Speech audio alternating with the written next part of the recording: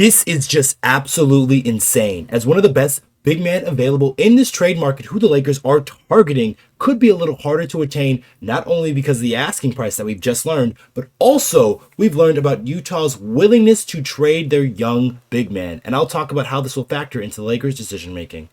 What's good? I'm Okechi Apakama, and this is Lakers Digest coming at you with another video. And before we get into everything we have for you for today's video, I just want to remind you guys to subscribe to the channel if you haven't already to get those Laker updates. Now, let's dive straight into the news of the day, and that is Utah is rejecting offers for Walker Kessler.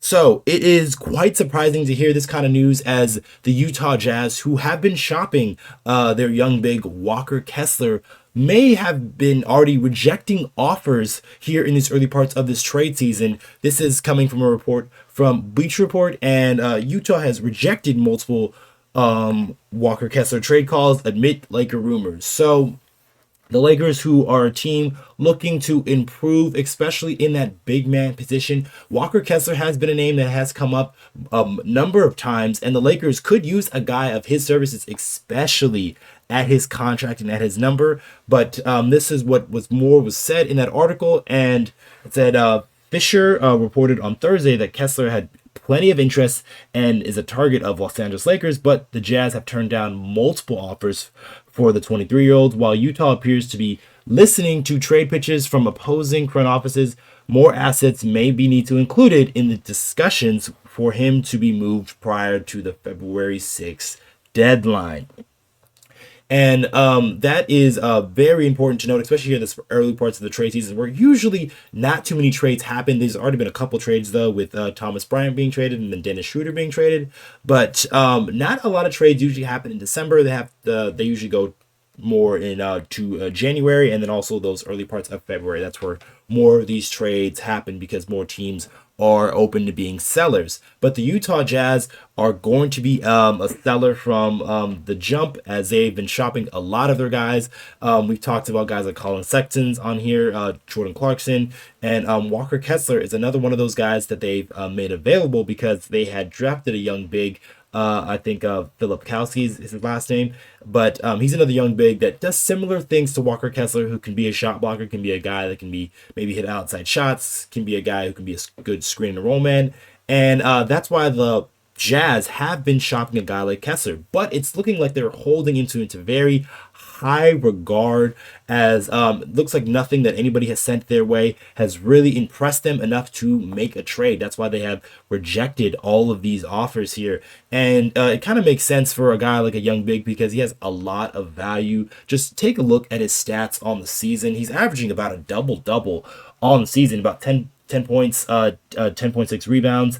And then the big thing for me is he's averaging almost 3 blocks per game at 2.9. So he's doing a very good job at that and shooting a very high percentage from the field, 71% to be exact. So a Walker Kessler does have a lot of value, not only because he plays well and he's a young big, but he's on a rookie contract. So he's on a very controllable contract. So a lot of teams can make a play for him, especially when you don't have to send out too much money. So a team like the Los Angeles Lakers, who are in the first apron, and they have to be smart with these maneuvers and trades, so they cannot obviously get to the second apron, but also they can keep that number down on that payroll to give them some flexibility to make other deals. So Walker Kessler having this sort of like high of a price tag isn't too surprising for the Utah Jazz and Danny Ainge, because Danny Ainge is a person that looks to try to get each and every asset from teams that he's trading from, and the Utah Jazz are no different.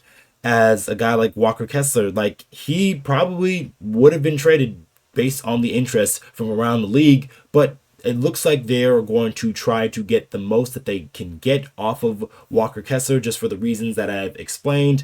He's a young big, he's playing extremely well, and he's on a rookie controllable contract. That's probably the biggest thing to note there. So if the Lakers are going to try to make a trade for a guy like Walker Kessler, they have to be a little bit more willing and being able to throw in some more assets towards the Utah Jazz way to help sweeten the deal and hopefully try to snag a guy like Walker Kessler. So that gets me to my next point here, and that is the Jazz steep asking price, and should the Lakers commit? So the Jazz had an asking price that was revealed a little bit earlier, but this is from Ivan Bagley of the New York Reporter, and the Jazz have seemingly maintained a high asking price for Kessler throughout the year, as SNY Ivan Bagley reported in July that Utah rejected packages that included 2 first-round picks for the center. So that seems to be the asking price for a guy like Walker Kessler, those 2 first-round picks, and it's kind of makes sense for a team like the Utah Jazz, who are trying to get the most out of a young big on a rookie contract. But I don't know how much teams are willing to offer multiple first-round picks for a guy who is yet to shown playoff success, obviously, because he is still an emerging young big and he's still growing and getting better as a player. So the Utah Jazz are trying to strong arm the rest of the league, while everyone is kind of just holding serve and not really offering too much for Walker Kessler. I think that has to do with a little bit because of the market. There's still other centers and big mans on the market, so teams can go elsewhere to look for other players, and then the Utah Jazz don't necessarily have to trade a guy like Walker Kessler, but if they want to improve their chances in the lottery, then sending out good players would make sense on their end. But the Lakers, should they commit?